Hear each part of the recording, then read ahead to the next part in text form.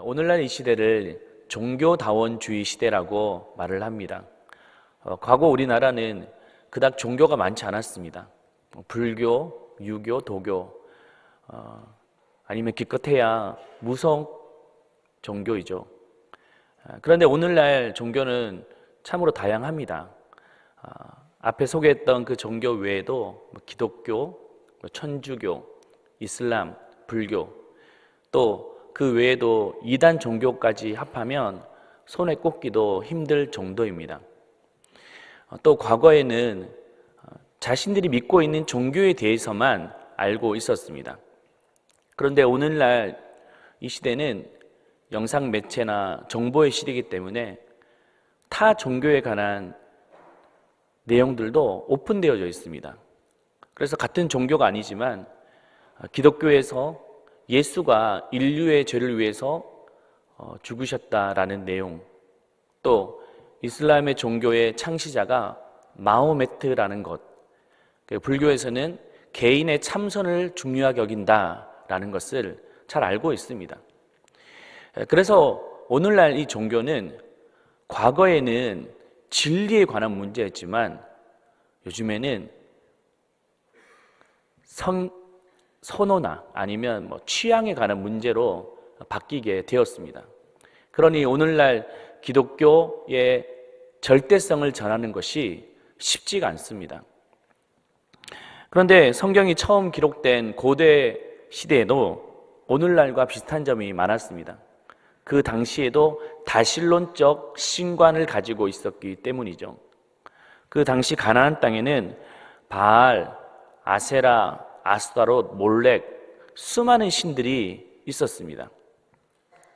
그 종교적인 배경 속에서 유일신 여호와를 전한다는 것은 참으로 어려웠습니다. 신약 시대도 마찬가지입니다.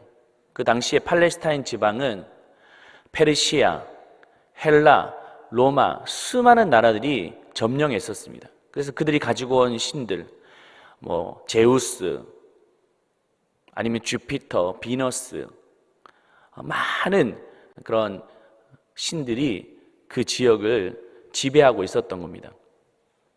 그렇다 보니 그곳에서 복음을 전한다는 것은 만만치 않았습니다.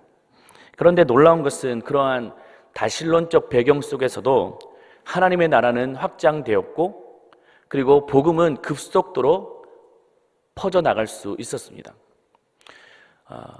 어떻게 이것이 가능했을까요? 여러분, 이 질문은 대단히 중요합니다.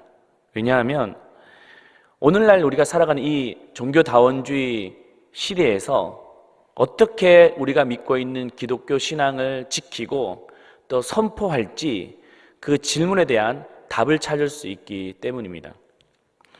오늘 본문의 내용도 종교다원주의를 배경으로 하고 있습니다.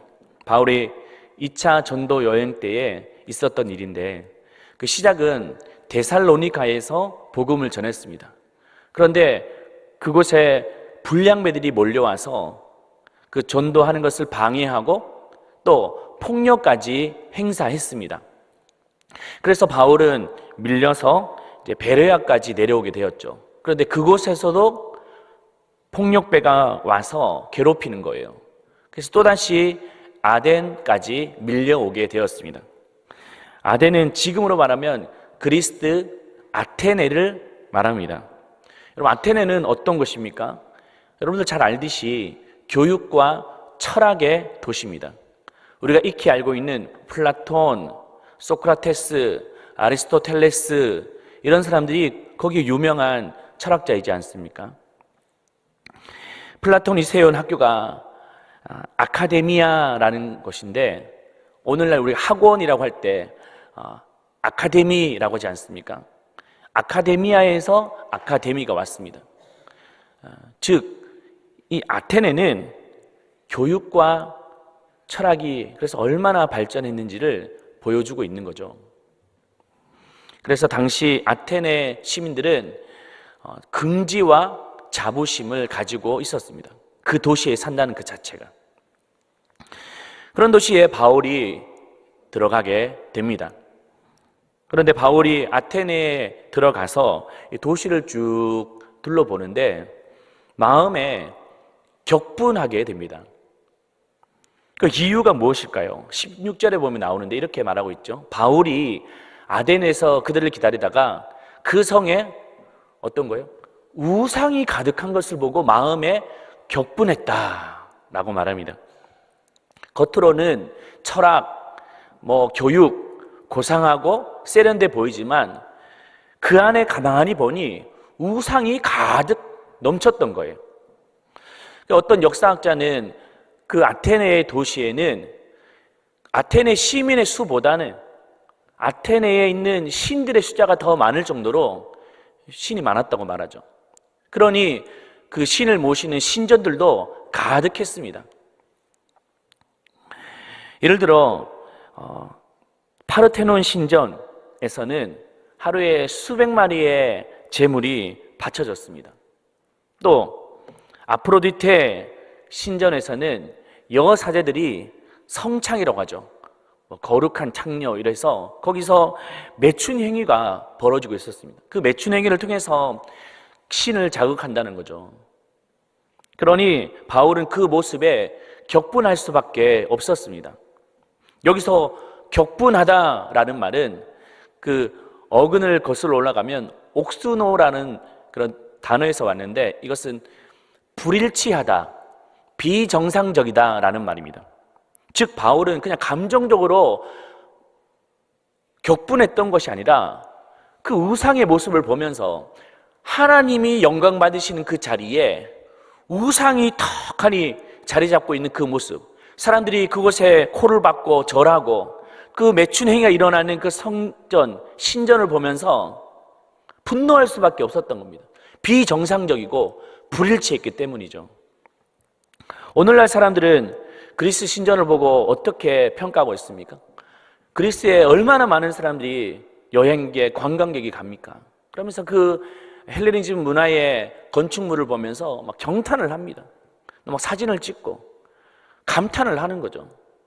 그런데 우리가 세상의 눈이 아니라 하나님의 시각으로 그것을 바라보면 어떻겠습니까? 격분이 일어날 수밖에 없는 거예요. 하나님이 영광 받으시는 그 자리에 우상이 가득하고 더러운 일들이 일어나고 있는 그 매춘 행위를 보면 격분할 수밖에 없는 거죠. 비정상적인 모습, 불일치한 모습이라는 겁니다. 그렇다면 이 시대는 어떻습니까? 아테네와 전혀 다르지 않습니다. 이 시대는 과학과 첨단 문명이 발달한 시대입니다. AI, 요즘에 얼마나 초고속으로 기술이 발전하고 있습니까? 그런데 참으로 아이러니하게도 우상 숭배도 넘쳐나고 있습니다. 2022년 문체부의 발표에 따르면 한국인 종교 현황에 따르면 개신교 목사가 98,305명, 불교의 승려가 36,877명, 가톨릭의 사제가 5,360명이라고 밝혔습니다. 다 합쳐도 15만 명을 넘지 않습니다. 그런데 무속인의 숫자가 몇 명인지 아십니까? 문체부 통계에 따르면 40만 명이 된다고 말합니다. 그런데 이것은 정부에서 발표한 자료, 역술인 협회에 따르면 100만 명이 넘는다고 말합니다.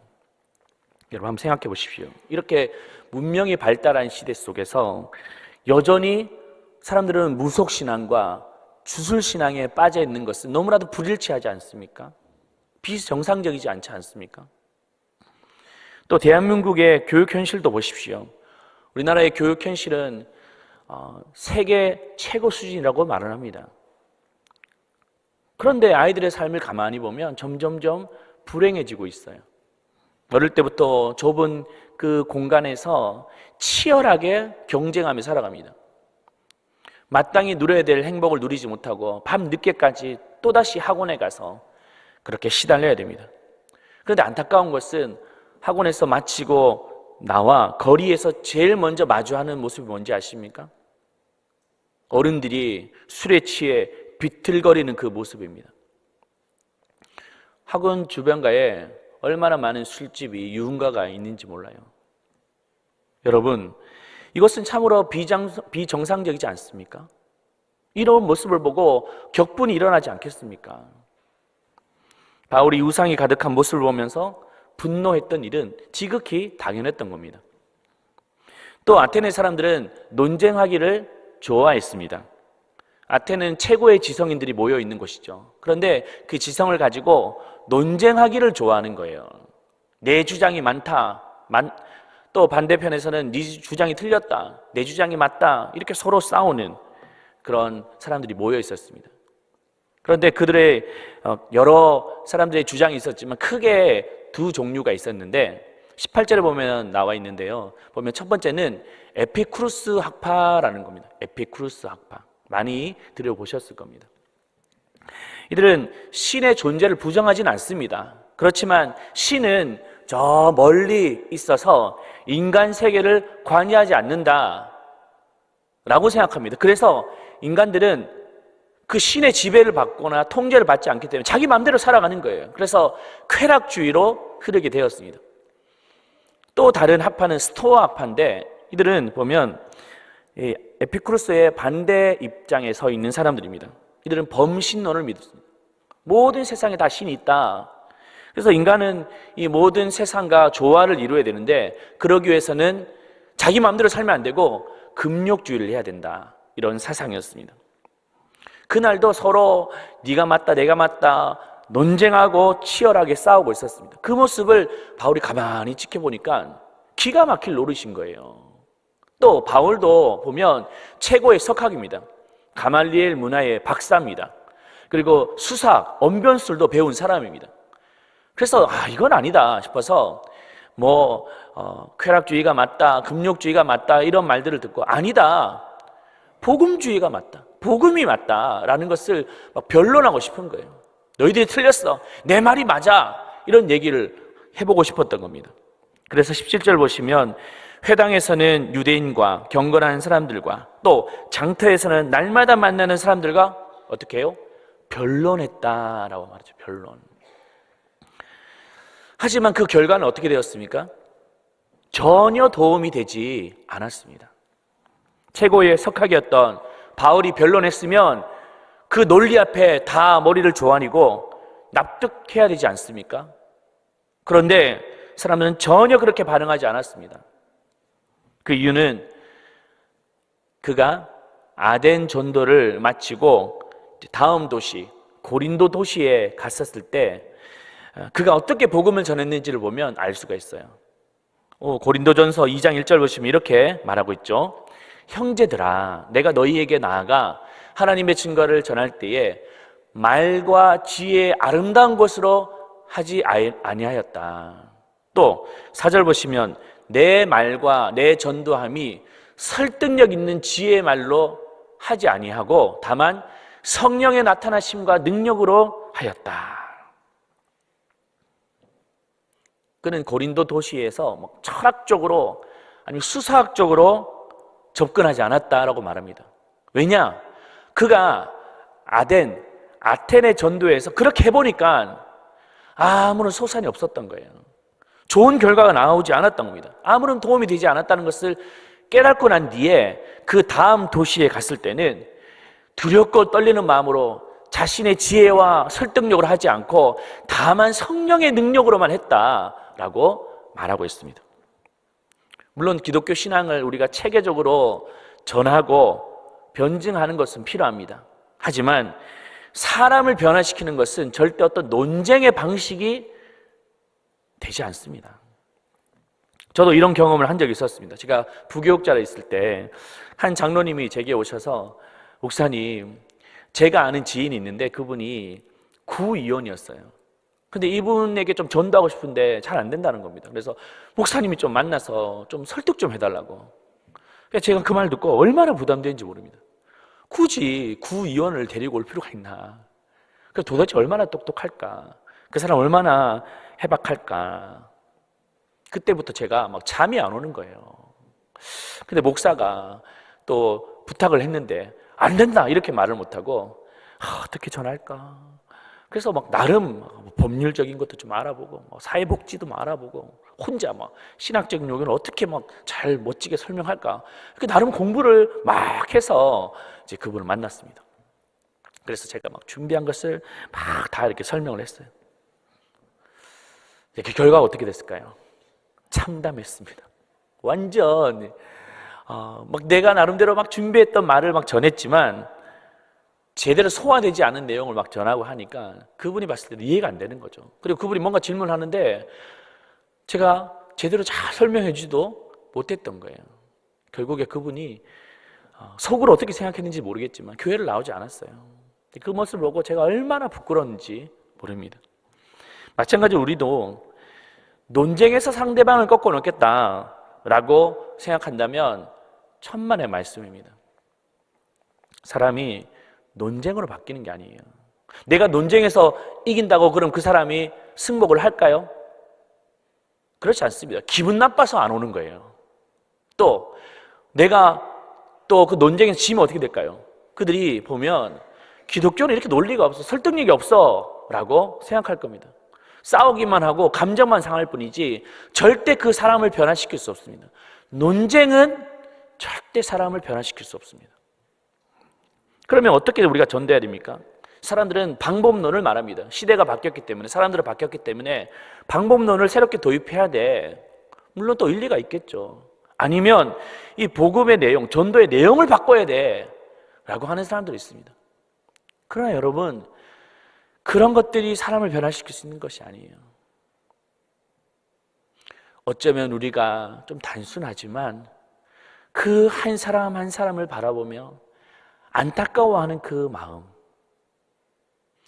그 애타는 마음이 그 사람을 변화시킵니다. 오늘 우리가 읽진 않았지만 24절에서 31절 보면 바울이 자신의 설득력, 지혜로 말하다가 이게 잘 안 되니까 그 다음에 복음의 내용을 전할 때 애타는 마음으로 구구절절 전하는 것이 소개되어 있습니다. 근데 그 모습은 구약의 예레미야도 그렇게 표현을 했었습니다. 예레미야서 20장 9절 말씀을 우리 같이 한번 읽어보겠습니다. 시작. 내가 다시는 여호와를 선포하지 아니하며 그의 이름으로 말하지 아니하리라 하면 나의 마음이 불붙는 것 같아서 골수에 사무치니 답답하여 견딜 수 없나이다. 너무 전하는 것이 힘들어서 그냥 포기하고 싶다라고 했을 때, 근데 전하지 않으면 그 마음이 불붙는 것 같아서, 골수에 사무치는 것 같아서 답답하여 견딜 수 없어서 내가 전할 수밖에 없었다라고 고백하지 않습니다. 전도에 관해서 이렇게 말하는 분이 계십니다. 그 전도 정말 못해 먹겠다고. 왜냐면 나는 어떤 언변이 말주변에 있는 것도 아니고 또 성경적인 지식을 많이 아는 것도 아니고 그래서 나는 못한다 라고 많은 사람이 있어요. 그러나 여러분, 전도는 언별술이라 아니면 성경적인 지식으로 하는 것이 아닙니다. 그냥 애타는 마음, 그 영혼을 바라보면서 안타까워하는 마음으로 다가가면 그 마음을 다 느끼는 거예요. 어떤 사람이 그만 이제 몸에 병이 나서 곧 죽게 되었어요. 기가 막힐 노릇 아닙니까? 근데 누군가가 너 죽으면 안 돼, 너 죽으면 안 돼, 약을 이렇게 먹으면 너 살 거야 라고 약을 다 주었어요. 그것을 먹고 살았습니다. 그럼 이 사람 어떻게 할까요? 얼마나 감사합니까? 그 마음이 있다면 주변에 똑같이 죽어가는 사람, 그 병에 걸려 아파하는 사람들 보면서 너도 이 약 먹어봐, 너도 이 약 먹어봐 라고 그렇게 전하지 않겠냐는 거예요. 애타는 마음으로 말하지 않겠습니까? 우리가 애타는 마음이 있습니까? 그 영혼들을 바라보면서 애타는 심령이 있습니까? 만약에 그게 없다면 우리가 그 복음을 다시 들어야 될 사람인지 몰라요. 우리가 죄악 가운데 죽어 마땅할 인생인데 예수가 우리를 위해서 피 흘리시고 살찌르신 그 구속의 사건이 우리를 사망에서 생명으로 건져냈다라는 이 사실을 다시 들어야 됩니다. 그런데 이 사실을 우리가 분명히 알고 있음에도 불구하고 전하지 않는다라는 것, 우리는 피 묻은 복음을 경험하지 않은 사람이에요. 여러분, 우리가 복음을 전도하는 것, 예수를 전하는 것, 이것은 애타는 마음에서 비롯됩니다. 바울도 우상 숭배와 그릇된 철학에 빠져 죽어가는 자들을 보면서 애타는 마음으로 바뀌었던 것처럼 우리 마음에 그 마음이 필요한 거예요. 바울이 그렇게 이제 전하자 어떻게 됩니까? 그 이후에 결과를 또 소개하고 있는데 32절을 보면 이런 말씀을 하고 있습니다. 32절 말씀 읽겠습니다. 시작. 그들이 죽은 자의 부활을 듣고 어떤 사람은 조롱도 하고 어떤 사람은 이 일에 대하여 내 말을 다시 듣겠다 하니, 이 무슨 말입니까? 거절당했다는 거예요. 바울이 애타는 심령으로 복음을 전했으면 수천 명이 돌아와야 되고 그 영혼이 뒤집어져야 됩니다. 그런데 그들이 거부했다, 반대했다라고 말하고 있습니다. 우리도 막상 복음을 전할 때 애타는 심령으로 전하면 그들이 바뀌어져야 되지 않습니까? 우리 자녀들을 위해서, 가족들을 위해서 교회 가자, 같이 예수 믿자라고 말하면 그들이 바뀌어야 되지 않습니까? 그런데 가만히 보면 아니에요. 더 거부하고 더 보면 반감을 가진 사람들도 많습니다. 심지어 조롱까지 합니다. 저도 보면 복음을 전하다 보면 거절당할 일들이 참 많았어요. 제 주변의 친구들도 믿지 않는 친구들이 많습니다. 저도 그래서 너무 안타깝잖아요.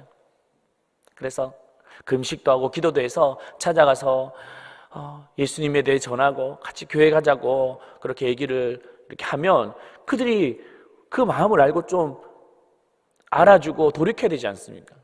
근데 친구가 이렇게 하는 거예요. 하는 말이, 너 자꾸 나한테 이렇게 요구하면 나 너 안 볼 거라고. 그 30년 우정의 친구가 그 말 때문에 안 보겠다고 하는 말이 얼마나 가슴이 아프겠습니까?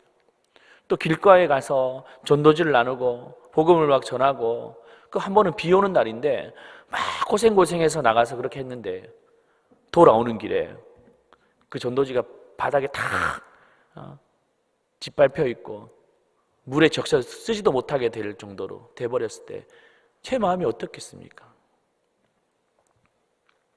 아덴 전도에서도 바울이 애타는 마음으로 복음을 전했지만 거부하는 자들이 많았습니다. 그래서 어떤 신학자들은 아덴 전도는 실패야 라고 평가를 내립니다. 왜냐하면 바울이 도시마다 가서 복음을 전할 때 성경 내용을 보면 많은 사람들이 회개하고 돌아왔더다, 또 아니면 많은 교회가 세워졌다라고 이렇게 소개하고 있는데, 이 아덴에서는 그런 말이 전혀 없어요. 그러니 실패다 그렇게 말을 하기도 합니다. 하지만 오늘 성경은 어떻게 말하고 있습니까? 34절을 보면 이렇게 말하고 있어요. 34절 마지막 같이 읽어보겠습니다. 몇 사람이 그를 가까이 하여 믿으니 그 중에는 아레오바고 관리 디오누시오와 다말이라 하는 여자와 또 다른 사람들도 있었더라. 실패였던 것처럼 보일 그때에 아니다.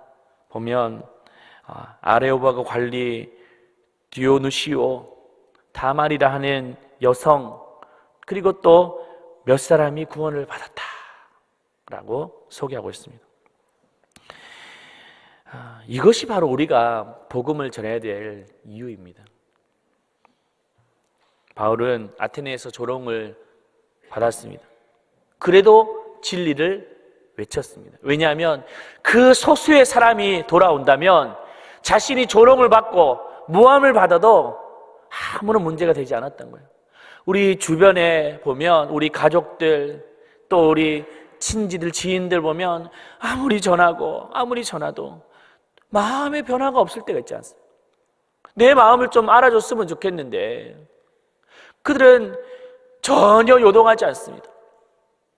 그럼 얼마나 낙심이 찾아올까요? 포기하고 싶고, 또 과거에 예수를 잘 믿었는데 어떤 연유 때문인지 교회를 나오지 않는 그 모습을 보면 얼마나 가슴이 찢어지겠습니까? 그래서 같이 교회 가자, 내가 너를 위해서 그렇게 기도하고 있다, 내 소원이다라고 말해도 그들은 콧방귀 느끼지 않습니다. 그럼 얼마나 낙심이 들까요? 하지만 여러분, 그들은 듣고 있습니다. 반드시 우리의 소리를 듣고 있습니다. 그리고 하나님의 시간 속에 하나님의 때가 되면 반드시 그들이 돌아오게 되어 있습니다. 우리가 눈물로 씨를 뿌리면 반드시 하나님은 기쁨으로 거두게 하실 것입니다. 우리가 천국을 혼자 가면 되겠습니까? 이 삶의 신앙의 기쁨을 혼자 누려서 되겠습니까? 아직 여전히 고통 가운데 신음하고 있는 우리 주변 사람들에게 전해야 되지 않겠습니까? 그 일을 위해서 우리가 부르심을 받았습니다. 사람은 결과를 보지만 하나님은 순종을 보십니다. 그래서 우리가 전도를 할 때도 때로는 다수가 아니더라도 그 소수를 구원하기 위해서 우리는 오늘도 눈물을 흘리고 씨를 뿌리고 있는 것이죠. 얼마 전에 한 성도님이 등록을 하셨습니다. 우리 교회 어떻게 오셨냐고 물어보니까 이분이 길거리에서 우리 교회 전도지를 받고 왔다는 거예요. 얼마나 감사한 일입니까? 미국 시카고에 가면 무디 교회가 있습니다. 근데 거기서 통계를 내봤는데 전도지를 10,000장 뿌리면 1명 온대요. 전도지 10,000장 뿌리면 1명 온대요. 전도하는 게 쉽지 않다는 말이죠. 우리 교회도 매주 수요일마다 전도하러 나갑니다. 비가 오나 눈이 오나 바람이 부나. 또 주중에 전도 안 되신 분들은 토요일 날도 와서 전도를 하는 거예요. 때로는 거부당하고 거절당하고 너무 힘겹지만 여전히 그 자리에서 지킵니다. 근데 때로는 회의감이 찾아오는 거예요. 이게 과연 할 일인가? 이렇게 거절당하고 전도지는 바닥에 버려져 있고. 하지만 하나님께서는 그 전도에 미련한 자들 통해서 반드시 구원하시기를 기뻐하신다는 사실입니다. 그래서 여러분들 수고가 절대 헛되지 않아요. 가을 행축도 셀별로 진행됩니다. 우리가 셀 안에서 우리가 보면 대중 집회에 나오는 것을 꺼리는 사람들 있잖아요. 근데 속으로 반해서 사랑을 전하고 손 잡아주고 또 복음을 전하고 이러면 그 사람들이 마음을 여는 거죠. 여러분 지금 우리가 수고하고 애쓴다고 바른 열매가 없다고 너무 낙심하지 마세요. 반드시 하나님은 일하시고 계시고 하나님의 때에 응답하십니다. 믿음으로 우리가 보는 자가 되어야 될 줄로 믿습니다. 믿음은 바라는 것들의 실상이요 보지 못하는 것들의 증거라고 말하고 있지 않습니까? 우리가 바랄 때 실상으로 나타나게 되고 또 지금은 보이지 않지만 우리의 증거로 드러날 날이 올 것입니다. 저도 저희 아버지를 위해서 26년이나 기도했어요. 그 말이 26년이지 여러분 저보다 더 많은 시간을 걸린 분도 계실지 모르겠어요. 그 말이 쉽지 얼마나 이게 가슴이 아픕니까? 그러나 하나님은 하나님의 시간 속에서 역사하신다는 것을 저는 보게 되었습니다. 여러분 너무 낙심하지 마시고 꼭 같이 기도하고 다시 한번 권면하시기 바랍니다. 다음 주에 우리가 추수감사주일이지 않습니까? 추수감사의 열매를 주님 앞에 드리기도 하지만 영혼의 추수감사를 꼭 해서 그분들에게 권면해서 함께 은혜의 자리에 나오기를 축복합니다. 제가 말씀을 정리하겠습니다. 짐 엘리엇이라는 사람인데 이 사람은 1956년 에콰도르 아우카족에게 복음을 전해야 되겠다라는 사람이었습니다. 근데 사람들이 다 반대한 거예요. 가면 위험하다, 안 된다. 그러나 그는 갔습니다. 그런데 가자마자 그 땅에 비행기가 내리자마자 그 아우카족에게 창에 찔려 죽게 됩니다. 한번 전하지도 못하고 죽게 된 거예요. 그의 나이 28살. 그 아내는 실에 빠졌습니다. 그 아우카족이 얼마나 분노하는 마음이 생기지 않겠습니까? 그러나 그의 부인 짐 엘리엇의 부인이었던 엘리자베스 엘리엇이 다시 그 땅을 향해 나아갑니다. 그래서 그곳에 사람들을 섬기고 아이들을 돌봐주고 사랑으로 그들을 대했습니다. 그래서 사람들이 아우카족이 도대체 당신은 누구길래 이렇게 와서 우리에게 도와주고 사랑을 베푸느냐라고 하니까 그분이 바로 몇 년 전에 당신들이 죽였던 그 짐 엘리엇의 부인이라고. 그들은 충격에 빠졌습니다. 그리고 그 사건이 큰 변화의 시작이 되어서 그 부족 전체가 예수를 믿게 되는 놀라운 일들이 일어나게 된 거죠. 그 짐 엘리엇이 했던 수고가 그 당시에는 빛을 발하지 않지만 하나님께서는 그 수고를 보시고 그 순교를 보시고 그 부족을 구원하셨습니다. 여러분, 우리가 전하는 복음이 지금 열매가 바로 없다 할지라도 낙심하지 마시고 꼭 이번 가을에 함께 이 축복의 자리에 한 번 더 권면하고 초대해서 영혼의 결실이 있는 이 가을 행축 또 추수감사절 되기를 축복합니다. 우리 마지막으로 이 짐 엘리엇이 했던 명언을 우리가 같이 읽고 말씀을 마치도록 하겠습니다. 같이 읽겠습니다. 영원한 것을 얻기 위해 영원하지 않은 것을 포기하는 사람은 어리석지 않다.